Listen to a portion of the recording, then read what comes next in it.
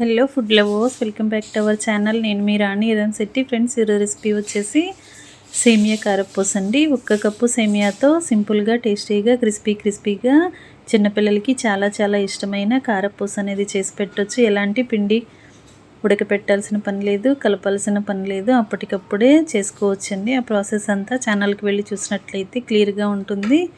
అలాగే రిలేటెడ్ వీడియోలో రెసిపీకి సంబంధించిన లింక్ అనేది ఉంటుంది. ఓపెన్ చేసి చూడండి. ఇంగ్రీడియంట్స్ కానీ ప్రాసెస్ కానీ క్లియర్గా అర్థమవుతాయి.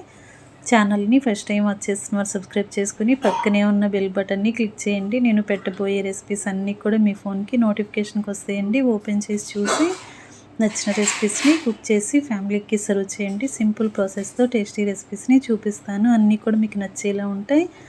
ఈ కారపూస అనేది టీ టైంలో పిల్లలకే కదండి, పెద్దవారు కూడా ఎంజాయ్ చేస్తూ సర్వ్ చేసుకోవచ్చు. తప్పకుండా ట్రై చేయండి. Thanks for watching. నేను మీ రాణి ఎర్రంశెట్టి.